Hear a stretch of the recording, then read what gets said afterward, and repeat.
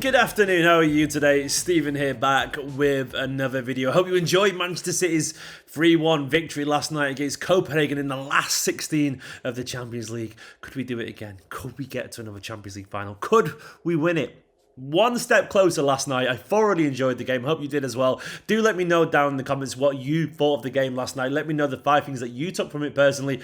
And of course, give the video a like if you don't mind to help supporting me on this channel. It would be massively appreciated. Subscribe to the channel as well. I don't know about you, but I really enjoyed it last night. I know there was some ups and downs and so on, but overall, I thought the message was one of positivity about this City side, sort of just turning through the gears and finding who they are. The identity of this City side sort of feels like it's finding itself again, doesn't it? And I'm very, very encouraged. Of course, this isn't a thorough kind of analysis of the game. It's just 5 talking points. If you want to watch what I thought about the game last night in more detail, go and watch the match reaction. It would be appreciated. It's already up on the channel. But this is the first thing I wanted to talk about.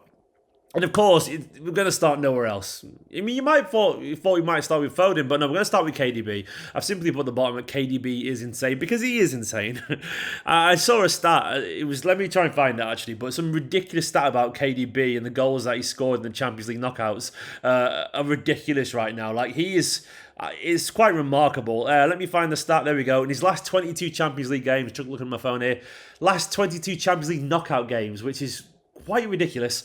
He's had 10 goals and 9 assists. So that's 19 goals and assists in 22 Champions League knockout games. That is a goal or assist basically every game. And I think he was robbed of an assist last night as well. It should be 20 in my opinion, not 19. That is remarkable, truly remarkable. A lot is said about Kevin De Bruyne and his ability to step up when it matters. Some people pretend that he isn't special because I don't think they want to admit that Kevin De Bruyne is one of the greatest to ever do it because he's a City player, and that would be some sign of weakness as a fan to admit how good he is. But KDB right now, I think since he's come back, no one's got more goal contributions in the top, in England at least. Either way, whatever it is, he's doing remarkable stuff. Assists, and goals. I saw another stat where he's got like more goal and assists, so basically a goal and assist in a game, combos this season already than the likes of Odegaard, Maddison, Szoboszlai, McAllister combined. There's loads more players. He's absolutely wonderful. He's been incredible. And there's something about his fitness right now and his focus, which is pretty scary. You talk a lot about game changers in football. And with Kevin De Bruyne, you've probably got the best in the world right now. There's no one like Kevin De Bruyne. He plays so attacking these days and he utilises his strength so well. He's sort of given a free role to get alongside Haaland and get forward, while also doing his defensive duties, of course. But the beauty of Kevin De Bruyne is that this is a man who knows exactly how to use the talent that he's got, and his skill set is so unique that you just sort of can't stop him. And if it's not him, it's the next man. I put at the bottom Phil's best yet, and by that I mean season. I think we're seeing the very best Phil Foden. Right now, Foden's playing on a level that he's never been at before. I think he's got 15 goals and 10 assists. That's ridiculous. 15 goals and 10 assists for Manchester City so far this season. 25 goal contributions in 36 games. That is ridiculous level numbers. By far his best season. He's going to break 20 goals this season. He'll probably get 15 assists. We're going to be looking at, 23 goals, maybe 15 assists or something like that. Pushing 40 goals and assists this season, I reckon it'll be by the time the season ends. And it doesn't matter where he's playing. His form right now, he just feels involved. He feels alive. He said himself after the game that the difference so far for him is that he's just getting a run of games. He's probably the most games he's ever played in a row in a Manchester City shirt. He's 23 years old now. He's absolutely earned this chance to be this guaranteed first name on the team sheet kind of player. And I think if we're being honest, he's been a beneficiary of 𝙏𝙬𝙞𝙧𝙚 leaving as well. We've always had the experience of Mahrez, Gundogan and Silva and people like that over the years, and Phil's been wonderful. He's been a big part of the team. But right now he's the main man, which is the difference. And that to me is very exciting. And I don't mind Phil on the right if KDB's there, because Phil has a natural tendency to get in midfield, get inside, and score goals. KDB has a natural tendency to go wide and put crosses in. It actually suits the pair of them. Look at that third goal last night. Phil drifted in the side to receive a ball from across from De Bruyne. It's a perfect combination. And I think that has a more potential potency than even Mahrez and De Bruyne did. I'm really excited by this because Phil in the middle, wonderful. Phil out wide on the right with Kev going out right of him.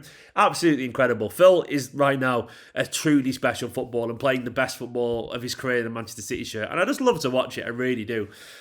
I also felt last night we saw the signs of potentially Manchester City's best 11. Now, Jack Grealish unfortunately went off and we don't know quite how serious the injury is. But there's no denying to me that that control in the first half and the lineup that we played, it probably is our best 11 right now. You think about the players there, Ederson in goal. Then a back line of Ake, Diaz, Stones, Kyle Walker. You've got the experience of all four of them, of course, treble winners. Ake, our best left-back option to keep it solid right now. Diaz, Stones are probably our best centre-back pairing. Kyle Walker, and finding his form again, by the way, Kyle Walker, an immense right-back. Then you got Rodri and Bernardo there in the middle. That's the energy, the brilliance, the guile. You've got the game-changing brilliance of 𝙏Bruyne and Phil Foden. You've got Erling Haaland, the best natural nine in number nine in world football. And of course, then you've got the brilliant control and tempo setting of Jack Grealish. Jack's not been at his best form this season. He hasn't. But Guardiola did say after the game that he was started to find himself again in training.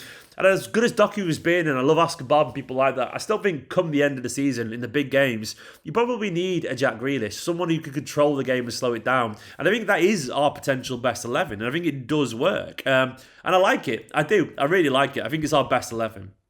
We are conceding sloppy goals, though. We really are. Again and again, we're conceding sloppy goals, and it's frustrating.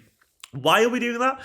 Look, I'm not worried about it. I think the reason I've been not worried about it is because I've seen it all before. Like, there's a tendency to sort of rip things up and try and start again and overanalyze when things don't go well. I don't think it needs a big breakdown or a big analysis or anything like that, because it's been going on for years. I think it's just part of how we play under Pep Guardiola. We concede soft goals under Guardiola because the chances, in my opinion, that we concede are high value chances. Teams get chances against us usually by our own mistakes or a slight slip of concentration. So as a result, those chances tend to be high quality chances. They tend to be really good chances that lead to high XG efforts, where the team are more likely to score because the defence, the shape isn't right, or they come from a simple cross into the centre. Or teams score wonder goals against us. Why do they do that? My general theory is that because they have to. I think teams tend to step up and play at their very best. It's why defenders turn into Maldini, keepers turn into Manuel Neuer, and forwards turn into Ronaldo, against us, because they're more focused than they ever will be. There's something about playing a great team that makes you ready. And I think this is what happens. I'm not worried about it because largely towards the end of the season, those mistakes start to kind of get ironed out because the players are more focused. Guardiola starts playing the players that don't make the mistakes. And I think we'll be okay. I'm not worried about it. It is frustrating that we concede often, but we've done it for years. And it's just part of Manchester City, sadly. But at the same time, it's not stopped us winning the treble. It's not stopped us winning 3 leagues in a row. We've been doing this joke for years that teams score their first shot against us. I remember it back in when Gundogan was a false 9. We always joke about it. Don't worry about it. Finally, Bernardo Silva steps up again. Got a kick. I think he's going to be all right, though. I think it's just an impact injury. Bernardo now, though, once again in the knockout stage, scoring a crucial goal. I saw some stat that apparently he's got the same amount of knockout goals in the Champions League as 𝙏Bruyne, which is ridiculous. He's absolutely on fire right now, 𝙏Bruyne. And Bernardo is matching him. Bernardo has been special for Manchester City this season. We can't replace him. I hope Manchester City find a way to keep him at this club because Bernardo is a truly special footballer, Bernardo is the heartbeat and the energy in this Manchester City side. He runs and runs and runs and runs and runs. And without him, I don't think we could achieve what we can do. Bernardo is versatility. I like him in the middle in games like this when you need that support alongside Rodri because he's a special footballer, And I think he on the right or on the centre will do a huge job for us. I don't mind Kovacic alongside Rodri Ivan, by the way, but I do think for balance right now in a big game, Bernardo alongside Rodri with 𝙏Bruyne or Foden there, it just seems to work, doesn't it? Bernardo, a ridiculous player. I love you, mate. Thank you so much. Guys, just a quick video, 5 things that I learned. My camera's about to go flat right now, so I'm going to end it here. Thank you for watching this video. Subscribe, like, let me know your comments in the video below. For now, up the Blues. Hopefully, another Champions League final, potentially in a few weeks, few months. That would be nice, wouldn't it? Go for you, Blues.